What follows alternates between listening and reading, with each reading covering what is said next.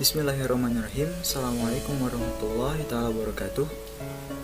Saya Imam Al-Fikri Manil Khair, kelompok 13, Manajemen Dakwah 1B akan mempresentasikan tentang Islam liberal.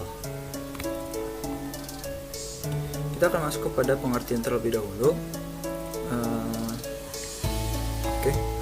Islam liberal mulai diperkenalkan oleh beberapa penulis barat seperti Leonard Binder, Carlos Kurzman, dan Greg Burton.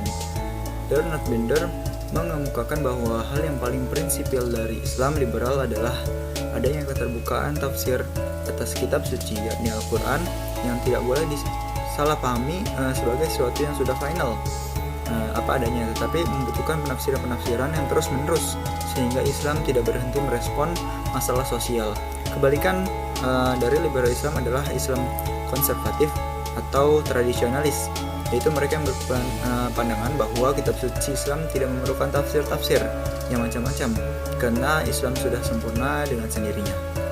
Carlos Kurzman mengatakan bahwa secara historis sebenarnya di kalangan pemikir-pemikir Islam banyak yang mendukung demokrasi, menentang teokrasi, jaminan kepada hak-hak kaum perempuan, hak-hak non-muslim sebagai kaum minoritas dalam sebuah negara Islam, pembelaan terhadap pembebasan berpikir dan kepercayaan terhadap potensi manusia.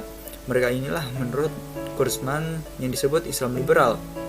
Sementara tradisi Islam liberal adalah tradisi Islam yang menghadirkan masa lalu dalam konteks modernity dan menyatakan bahwa Islam jika dipahami secara benar maka ia akan sejalan dengan liberalisme barat. Kaum fundamentalis dan ortodoks biasanya menolak pemahaman liberal ini dengan mengatakan bahwa liberalisme adalah paham yang menganut asas kebebasan tanpa batas dengan tidak menghiraukan nilai moral dan orang lain. Padahal kaum liberal itu berpikir bahwa agama itu harus ditransformasikan menjadi penalaran moral. Dengan demikian, jika ada penafsiran wahyu yang bertentangan dengan asas itu, maka akan ditolak oleh kaum liberal. Baik, kita akan masuk kepada sejarah Islam liberal. Islam liberal menurut Charles Kurzman muncul sekitar abad ke-18 saat kerajaan Turki Utsmani, dinasti Safawi, dan dinasti Mughal tengah berada di gerbang keruntuhan. Pada saat itu tampillah para ulama untuk mengadakan gerakan pemurnian kembali kepada Al-Quran dan Al-Sunnah. Pada saat itu muncullah cikal bakal pemahaman liberal awal melalui Syah Waliullah.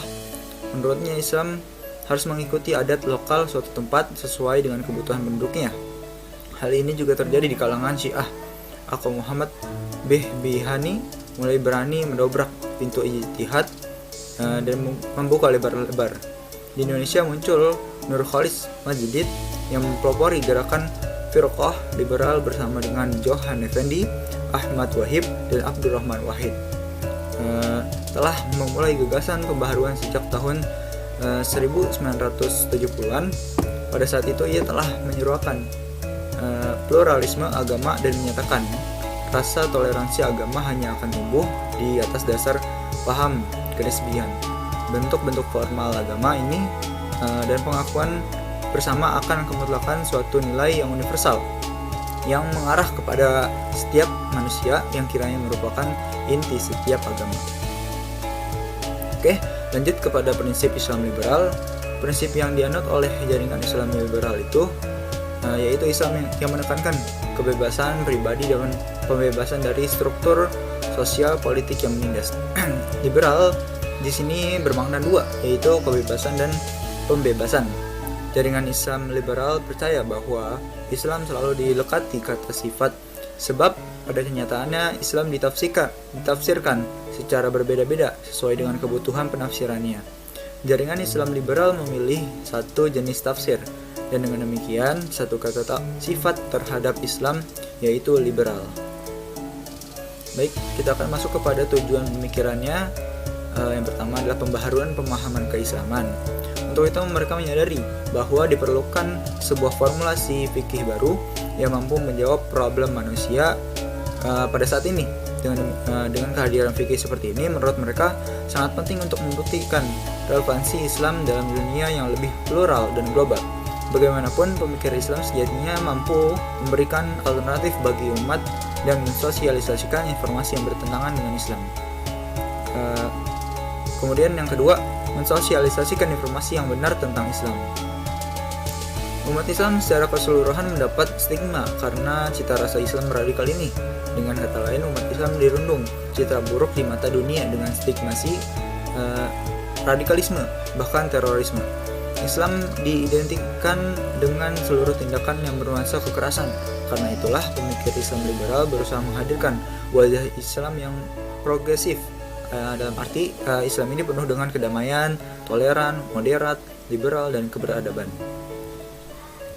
Kemudian kita masuk kepada landasan epistemologi pemikiran Islam liberal. Yang pertama yaitu membuka pintu ijtihad pada semua dimensi Islam. Kalangan Islam liberal menegaskan bahwa aktivis ijtihad di dalam Islam tidak boleh berhenti. Ijtihad adalah ruh untuk menghidupkan Islam secara terus-menerus. Islam liberal percaya bahwa ijtihad ini atau penelaran rasional atas teks keislaman adalah prinsip utama untuk memungkinkan Islam boleh terus bertahan di tengah cabaran zaman. Penutupan pintu ijtihad baik secara terhadap maupun secara keseluruhan merupakan ancaman terhadap Islam itu sendiri. Yang kedua, meyakini bahwa kebenaran penafsiran agama adalah relatif. Islam liberal meyakini bahwa kebenaran dalam penafsiran agama sebagai sesuatu yang relatif.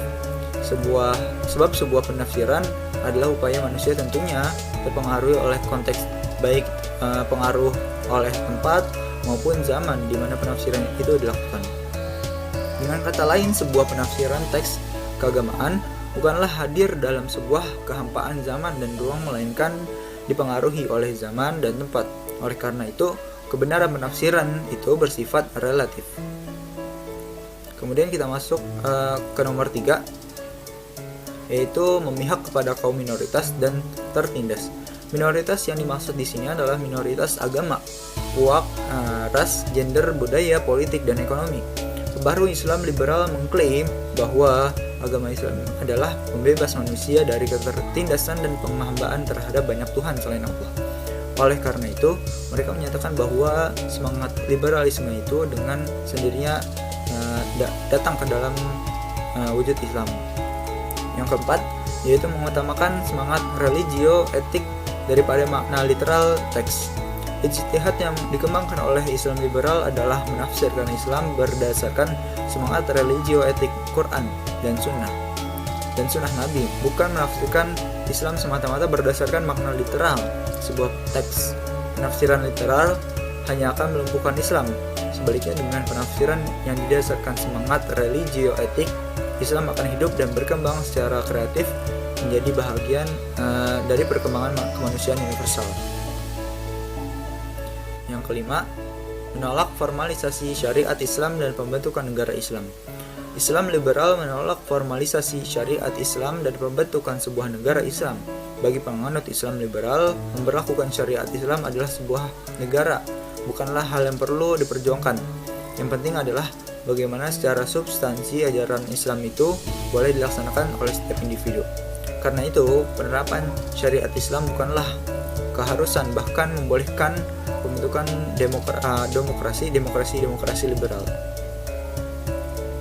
Kemudian di sini ada dokumentasi daripada biografi Ulil Absar Abdallah. Ulil Absar Abdallah ini adalah seorang tokoh Islam liberal di Indonesia yang berafiliasi dengan jaringan Islam liberal, perseteruan dengan organisasi Front Pembela Islam, dan pengakuannya atas dirinya adalah seorang Muslim liberal banyak mengundang kontroversi. Ulil Absar lahir di Pati, Jawa Tengah pada tanggal 11 Januari 1967. Ayahnya bernama Abdullah Rifai, adalah pengelola pesantren Mansajul Ulum di Pati. Ia dibesarkan di lingkungan keluarga Nahdlatul Ulama. Ia dikenal karena aktivitasnya sebagai koordinator jaringan Islam liberal. Dalam aktivitasnya di kelompok ini, Ulil menuai banyak simpati sekaligus kritik atas kiprahnya dalam mengusung gagasan pemikiran Islam ini. Ulil disebut sebagai pewaris pembaharu pemikiran Islam setelah Cak Nur. Selain itu, Ulil pernah menjadi ketua Lakpesdam, Lembaga Kajian dan Pengembangan Sumber Daya Manusia, Nahdlatul Ulama Jakarta. sekaligus juga menjadi staf peneliti di Institut Studi Arus Informasi Jakarta, serta Direktur Program Indonesia Conference on Religion and Peace. Kemudian kita akan mendengarkan ceramah dari Buya Yahya, guru kita semua yang akan membahas liberal Islam. Model-model akhir zaman mengatasnamakan agama, tapi dengan akal mereka. Islam yang ngaco atas dasar maslahah yang selama ini mereka gembar-gemborkan, tapi maslahah salah faham. Mereka tidak faham, tidak mengikuti pemahaman para ulama tentang apa itu maslahah, sehingga mereka ingin meninggalkan Al-Quran dengan kalimat yang sangat baik, kalimatu haqqin urida bihal batilu. Jadi mereka seolah-olah mengatakan kalimat yang benar, tapi mereka telah merusak agama, yaitu kaum liberal di akhir zaman ini mengatakan maslahah. Selagi itu maslahah, maka itu hukum Allah, biarpun bertentangan dengan Al-Quran, dengan kurang ajar. Tapi yang benar adalah semua yang datang dari Al-Quran adalah maslahah. Baik, seperti itu pencerahan dari Buya Yahya, guru kita semua. Maka dari itu, setidaknya kita sebagai mahasiswa memiliki pendirian yang kuat dengan apa yang kita miliki sebagai Ahlus Sunnah wal Jamaah. Jangan sampai kita terpengaruh dengan berbagai macam pemikiran yang membuat kita goyah keyakinan akan diri kita sendiri. Kemudian berikut daftar 50 tokoh jil di Indonesia, silakan dibaca. Di sini semua sudah tercantum 50 tokoh tersebut. Kita lanjut ke halaman berikutnya. Mungkin itu saja dari saya. Lebih kurangnya mohon maaf.